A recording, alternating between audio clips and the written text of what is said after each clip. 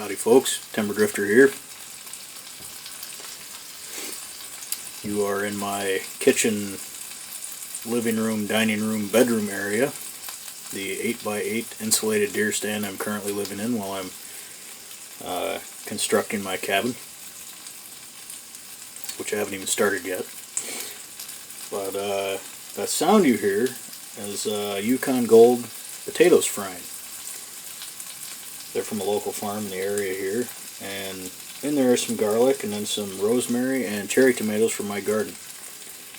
And it's cooking in the butter and grease from 4 brook trout that I caught yesterday. Show you that quick.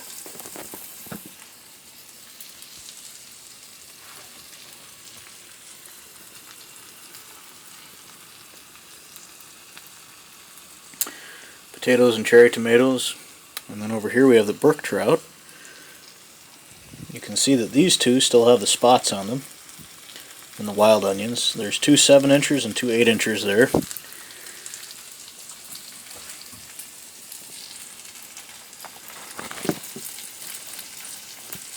There we go. So, and those potatoes are just about done. Yep. I'm going to go ahead and turn the heat off.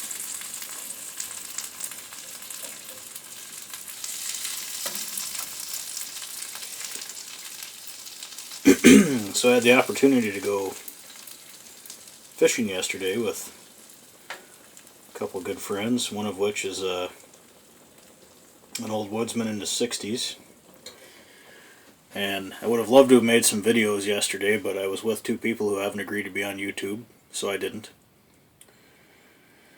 However, I will be going back there, hopefully, within the next couple of days and doing, if not an overnight camp, then at least a canoe trip and some fishing, and probably cook the fish on site if I catch any. Either way, I'll make a video and hopefully you'll get to see the landscape a little bit.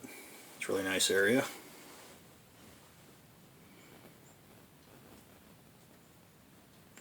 We were fishing a creek that's a tributary of the Deerskin River here in northern Wisconsin, and the creek is spring fed. There's, I think, 5 spring holes that feed it.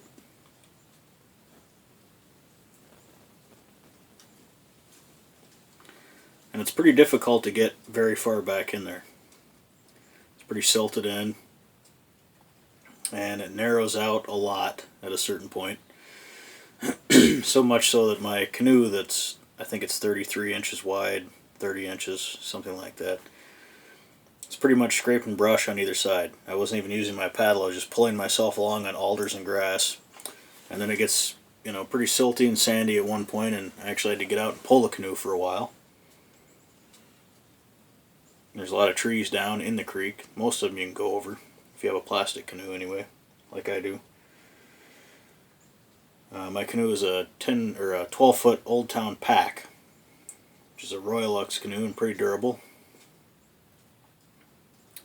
Put a plug in for those guys, I guess. They didn't ask for it, but it's my favorite canoe. So we got to go back in and fish the spring holes that the creek flows out of. Did pretty well. I caught 10 or 11 fish total. The first couple I caught, I threw back even though they were 7 inches, which is they have to be 7 inches to keep them. I was expecting the trout to be larger because when I fished trout before, it was down south in the Ozarks, and the trout were considerably larger. But after catching a few, I realized that 8 inches is pretty good for these brookies. So ended up keeping 4 of them, and the other guys limited out at 5.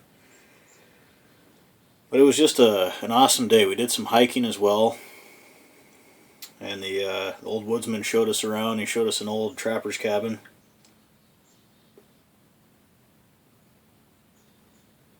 It's all collapsed now. There's a wood stove in there and an old bunk, and the logs and the tar paper roof have just kind of fallen in on it. And he showed us the other spring holes that you can't get to by canoe. And with the fall colors, and you know, it was pretty warm, so that was nice. It wasn't cold at all. Being in the water didn't bother me at all. But yeah, with the fall colors and the weather, it was just absolutely beautiful. A really wonderful day. And so now I'm glad to eat these brook trout for lunch.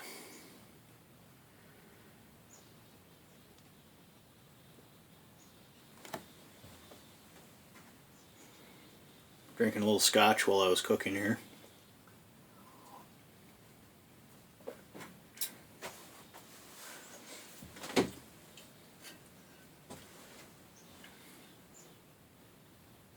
The famous grouse.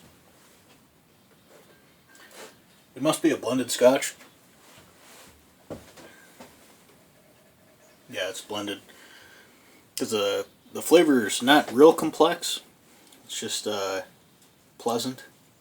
It's kind of a round, it's like a simple flavor. There's not a whole lot going on there. There's definitely hints of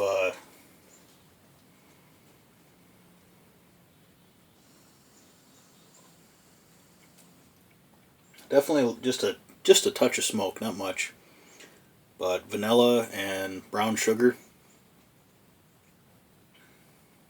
And apples. Of course, apples.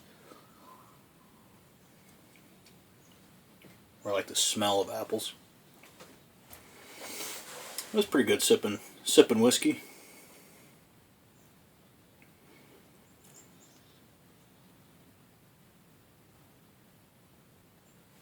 Smoking the Savinelli that I bought the other day. Lovely pipe. Of course, the stem being vulcanite, oxidized like crazy. Hopefully I can find someone who can make me a plastic stem for this, and the other two of these I intend to buy. They're the same series, they're not the same shape, but I'm sure they have the same stem material, so it'd be nice to have plastic to replace that. But hopefully a exact replica of the stem, because that's a perfect stem in my opinion. Fits me perfectly. Doesn't have that fishtail that catches on my cheek there. I can actually talk with this pipe in my mouth fairly well. But I really like just the shape of the pipe. And it's not sandblasted, it is rusticated. Really fine rustication. And the edges are quite sharp, almost like a flint knife. Which I really like. It's quite an interesting pipe. It doesn't say Savinelli on the bottom, but it's got the same stamp that the other two that do say Savinelli do. It says antique shell. It's got some numbers. Well, it's a good smoking pipe. This is my 5th bowl of tobacco through it. And the tobacco is Bishop's Move. It's a Yule's English blend.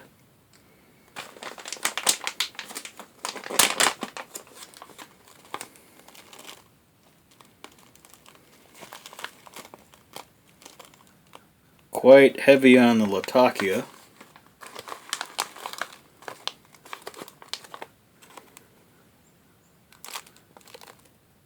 I like the cut.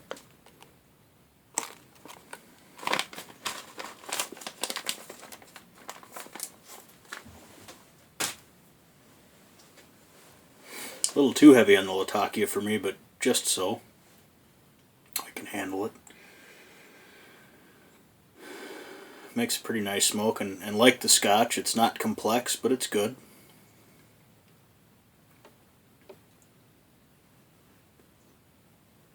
Smokes to a clean gray ash, which I'm only about 1/3 of the way through the bowl, but I can smoke this all the way down to where there's no tobacco left. It's just gray ash, and just blow it out when I'm done. I really appreciate that. It says something about the smoking quality of the pipe as well as the tobacco.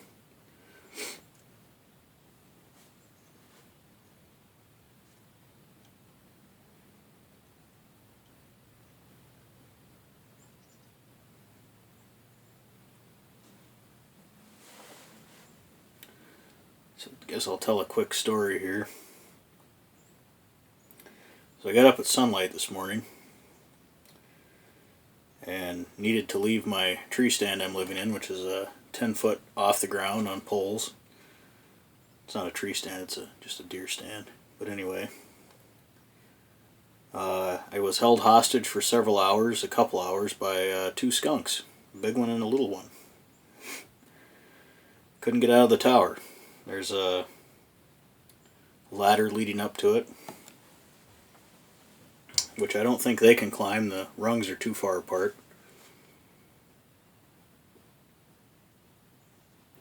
Although they did both stand on it and kind of look up. But my yelling didn't cause them to leave. They, my shower area is down there. I have one of those black shower bags that you hang up from a tree to heat up in the sun. And I hang that from the uprights for this building. And then I have some cinder blocks that I stand on, and then some more cinder blocks stacked up with a wash basin. And that's where I take my showers right now. And I had a grocery bag full of one pair of dirty clothing. And they strung that out all over this clearing. Ran off with my socks. I found them, but strung my dirty clothing out everywhere. They knocked over a couple of my tool buckets.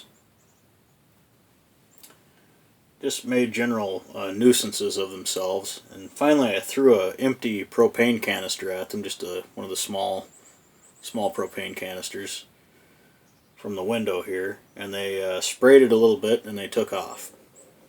But that was about 2 hours they were here. It's not the first time I've been held hostage by skunks. But I'll tell that story another time. I'm going to eat this fine lunch now that it's cooled down enough to eat it. So, go out with a shot of the food.